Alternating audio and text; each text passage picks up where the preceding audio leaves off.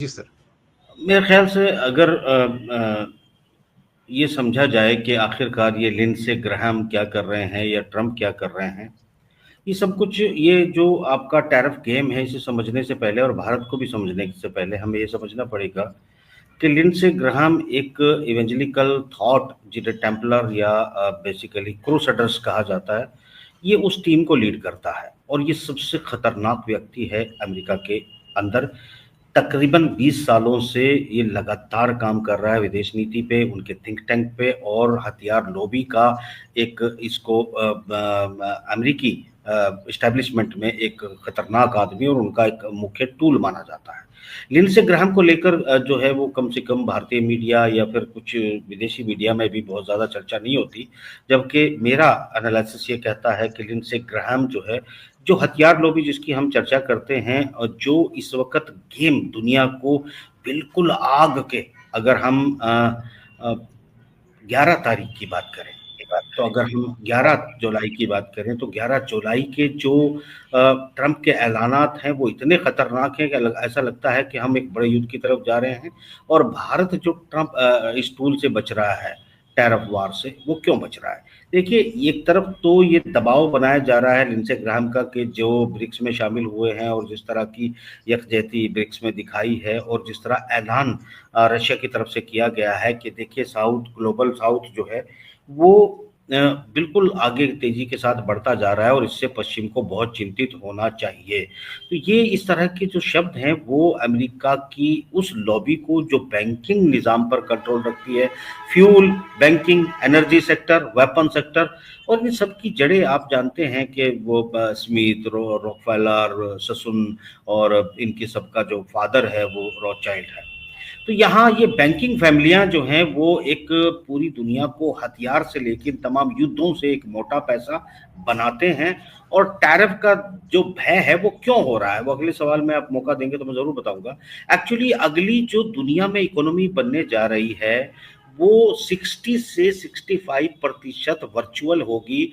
जो अर्थव्यवस्था, जो जीडीपी जिसे डोमेस्टिक डेवलपमेंट प्रोडक्शन कहते हैं, वो क्या होगी? ये गुड्स प्रोडक्शन आपको वर्चुअल दिखेगी, लैपटॉप, मोबाइल, टेलीविजन, इस तरह की अर्थव्यवस्था जो होने जा रही है, एआई इसमें शामिल हो जाएगी, तो ये ह्यूमन बेस काउंटर करेगी सर। तो ह्यूमन का मतलब है जिसके पास जितनी पब्लिक होगी उतनी ज्यादा अच्छी जीडीपी की संभावना होगी, क्योंकि वर्चुअल ये एक लंबा खेल है, इस पर मेरे ख्याल से बाद में ही चर्चा कर लेंगे। पहले मुख्तसर सा आपके इस सवाल का जवाब दे दूं कि भारत क्यों बच रहा है। तो यहाँ 11 तारीख को ऐलान किया है ट्रंप ने कि मैं सोमवार को एक बहुत बड़ा ऐलान करने जा रहा हूं रशिया को लेकर। और ये ऐलान हो सकता है सबके लंबी दूरी की मिसाइलें वो यूक्रेन को डिलीवर कर दे, नाटो उसका पेमेंट करने के लिए तैयार हो चुका है, और या फिर वो सीधे नाटो में शामिल करने की घोषणा भी कर दे।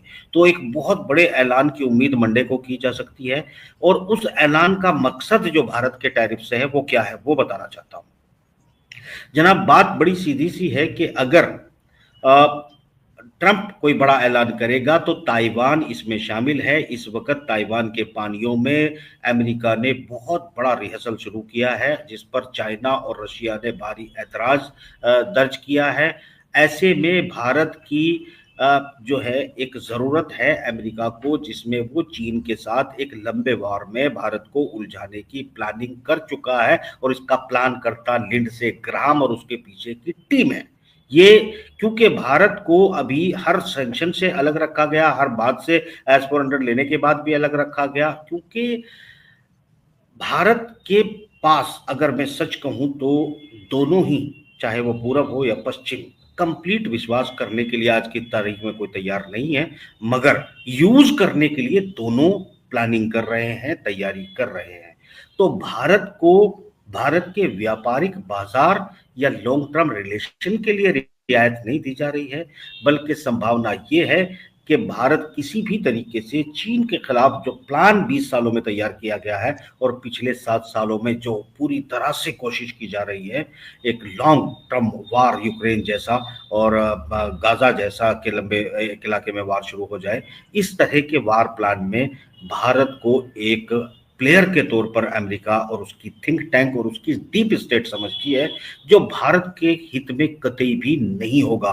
तो आपके 500% का टैरिफ हो सकता है लॉन्ग टर्म में आपके बड़े हित में हो, अगर आप टैरिफ से निजात आपको मिलती है तो ये समझ लीजिएगा वोरा साहब कि ये भारत के हितों के लिए बिल्कुल नहीं होगा।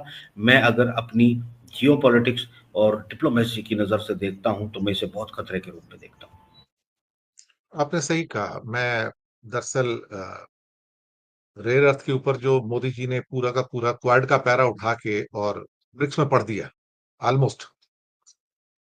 मैंने पहले भी कहा था कि ये स्पीच व्हाइट हाउस से अप्रूव होके आई है और वहां से अप्रूवल का स्पीच पढ़ी गई है और चाइना को डायरेक्टली कॉन्फ्रंट किया जा रहा है और उसमें सबसे बड़ा मुद्दा इस टाइम दलाई लामा वाला बन गया है।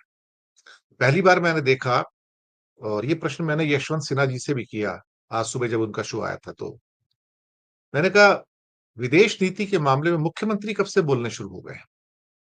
अरुणाचल के मुख्यमंत्री पेमा खांडू, बीजेपी के मुख्यमंत्री, वो कहते हैं कि हमारे प्रदेश की सीमा तो चाइना से लगती ही नहीं है, तिब्बत से लगती है। This is very provocative and very very you can say aggressive statement. मुझे लगता है कि आप शायद चाइना को बुला रहे हैं कि वो आपके ऊपर अटैक करे, और आप मुख्यमंत्रियों से कह रहे हैं कि आप विदेश नीति के ऊपर, वो भी चाइना की विदेश नीति पे आप कमेंट करो। This is a very dangerous proposition. जब मैंने यशवंत जी से प्रश्न किया तो उन्होंने कहा कि मैंने देखा है स्टेटमेंट और मुझे लगता है कि हम शायद एक सुसाइड कमिट कर रहे हैं। कहता है पहले मुझे भी लगा कि शायद गलती से हो गया, लेकिन ये तो प्लांटेड लग रहा है। ये तो क्योंकि इंडिया अमेरिका को दिखाना चाहता है कि मैं चाइना को कॉन्फ्रंट कर रहा हूं। ये मेरा सवाल है सर। जी जी सर, मैंने तो वो जी इसी पर तो मैंने बात की है। मैं तो इस नीति को बहुत बारीकी से, वरा साहब मैं बता दूं आपको कि जियो पॉलिटिक्स में मैं बहुत बारीक महीन अध्ययन करता हूं, और इसमें मैं जो देख रहा हूं, मतलब मैं 2 साल पहले बता दिया था कि जब यूक्रेन वॉर शुरू होने वाला था कि कहाँ क्यों और कैसे शुरू होगा और उसका खेल क्या होगा और ये खत्म कहाँ होगा वो भी बताया था। इसमें ये फैक्टर भी शामिल था साहब कि चाइना को बेसिकली लॉन्ग टर्म युद्ध में फंसाकर उसकी इकोनॉमी को तोड़ना, उस पर सैंक्शन लगाना और उसको उसके उसके बढ़ते हुए बाजार और उस जिस तरीके से रेयर अर्थ मिनरल के साथ साथ अफ्रीका के डिपॉजिट पर जिस तरह इन्वेस्टमेंट कर रहा है फ्रांस, ब्रिटेन और पश्चिम को जिस तरह से दौड़ा रहा है अफ्रीका से, और तमाम मायने में इन्वेस्टमेंट करके उनकी स्थिति को सुधारने का काम चाइना ने शुरू किया है। तो चाइना को एक घेराबंदी में यानी बड़े युद्ध में फंसाए बगैर पश्चिम नहीं बच सकता, ये बात वो जान चुके हैं। अगर रशिया को भी किसी तरीके से हराना है या पीछे हटाना है तो चाइना का जो मैन्युफैक्चरिंग सेक्टर में पूरी दुनिया की आपूर्ति करने की क्षमता बन चुकी है, पहले उसे रोकना होगा। इसके अलावा यूरोप और अमेरिका को बचाने का कोई रास्ता नहीं है। और उसके लिए जो मोहरा वो समझते हैं, मैं इल्जाम मत लगाइएगा, मेरा आकलन है, वो समझते हैं कि भारत से बेहतर कोई मोहरा नहीं हो सकता।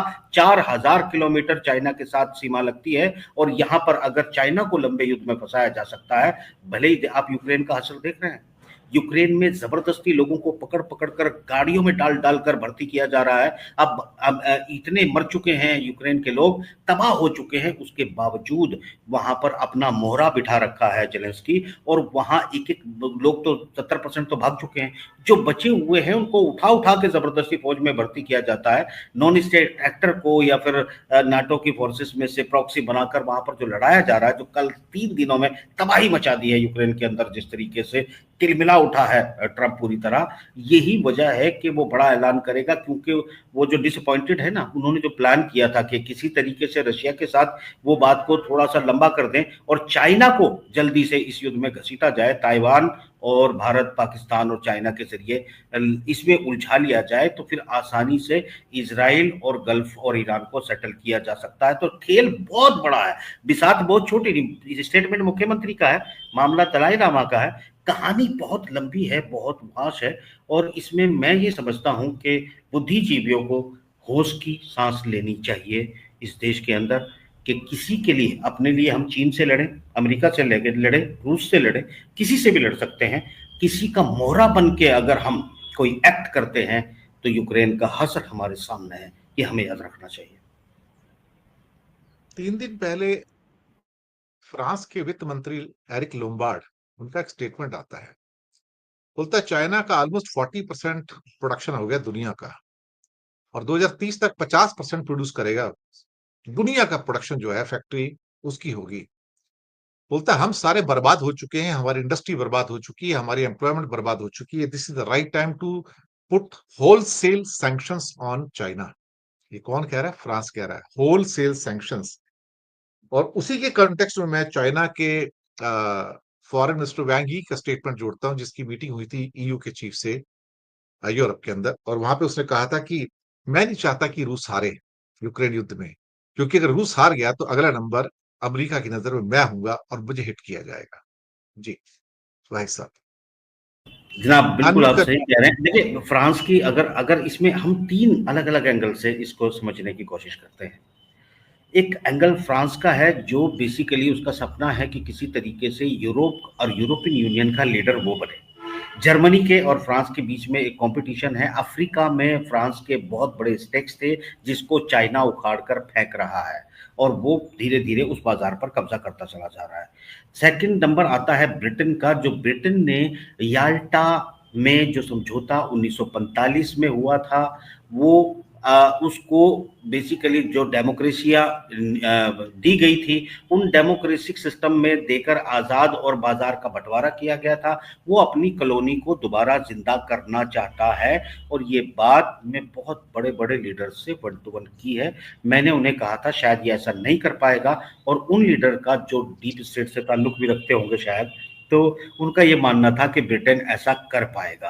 तो मेरा आज तक उनके साथ ये कॉन्फ्लिक्ट है कि वो ऐसा नहीं कर पाएगा। मगर इससे एक बात साबित होती है कि ब्रिटेन ने जो अपने जहाजों पर परमाणु हथियार चढ़ा लिए हैं और फ्रांस के साथ में एक ट्रीटी करने जा रहे हैं, वो परमाणु संधि करने जा रहे हैं, क्योंकि ये तैयारी युद्ध में रूस के खिलाफ डायरेक्ट युद्ध की है कि अगरचे भारत पाकिस्तान चाइना उलझ जाते हैं और ताइवान का पानी गर्म कर दिया जाता है तो फिर नाटो बहुत जल्दी रूस पर डायरेक्ट अटैक इसलिए कर सकता है क्योंकि ऑलमोस्ट यूक्रेन को कब्जे में तो कर लिया गया है। अब फिनलैंड और स्वीडन और पोलैंड बहुत नजदीक है, और अगर इन इलाकों पे रशिया बेलारूस मिलकर थोड़ा आगे बढ़ते हैं और शनिक के जरिए, तो आप मानिए कि फ्रांस 2 कदम दूर है। और ये नहीं भूले होंगे अभी तक 1945 का वो वाकया, जब यूएसएसआर की जो सेनाएं हैं वो पेरिस पहुंच गई थी। और जब ये युद्ध शुरू हुआ यूक्रेन के साथ, तो एक बहुत बड़े रशियन लीडर ने कहा था कि शायद हमने बहुत बड़ी गलती की है कि हमने पेरिस को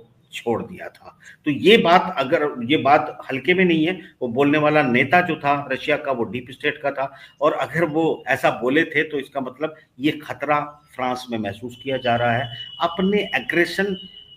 मेरा ये मानना है सर कि MI6 इन सब की माँ है जो ब्रिटेन से ऑपरेट होती है, और जब तक MI6 अपने इन इरादों को कि फिर से अपने कॉलोनियन एरा को वो दोबारा अपना गुलाम न बना ले, क्योंकि गुलाम आप जानते हैं, अब गुलाम कोई मिलिट्रियल करने की जरूरत नहीं होती, फाइनेंशियल करने की जरूरत होती है कि अगर आपने फाइनेंशियल सारे एग्रीमेंट किसी देश के साथ कर लिए तो उससे बाहर आप जा नहीं सकते, तो उसके बाद आप एक फाइनेंशियल कॉलोनी बन चुके हैं। तो वो जो उसके तहत और प्लांटेशन के तहत जो ब्रिटेन की अपनी इच्छाएं है वो बहुत उरूज पर है इस वक्त, और वो पीछे हटने के लिए तैयार नहीं है। ये ब्रिटेन का एंगल है। अमेरिका के अंदर जो ऑपरेट करते हैं असल में वो ज्यादातर लोग, उनका बेसिक घर फ्रांस और पेरिस और लंदन में है, मगर वो रहते अमेरिका में है, और उसे एक फौजी अड्डा बनाकर दुनिया में हथियार युद्ध कराकर हथियार बेचना, लोगों को डराकर सत्ता परिवर्तन करना, फौज के दबाव में जो है फाइनेंशियल एग्रीमेंट्स करना, और वहां की खदानों को, तेल को, फ्यूल को लूटना, और अपनी बड़ी इंडस्ट्रियों को इन देशों में प्लांट करके उनकी लोकल इंडस्ट्रियों को उनके रास्ते बंद करा के तबाह करना। ये पूरा का पूरा गेम जो है वो अमेरिका से चलता है। ये तीसरा एंगल है। तो सर बात ये है बड़ी सीधी सी कि दुनिया अब जिस चाल में फंस चुकी है, इससे सिर्फ चाइना और रशिया ही निजात दिला सकते हैं। और मुझे ये उम्मीद भी है साहब, जहां तक मुझे नॉलेज है, कि अगले कौन से हथियार ट्रंप क्या करने जा रहे हैं और रशिया इसका कैसे जवाब देने जा रहा है उसका मुझे पता है। कुल मिलाकर रशिया को बर्बाद करने का सपना देखने वाले ट्रंप जो अगला कदम उठाने जा रहे हैं, ये निश्चित रूप से पश्चिम के लिए सुसाइडल होगा।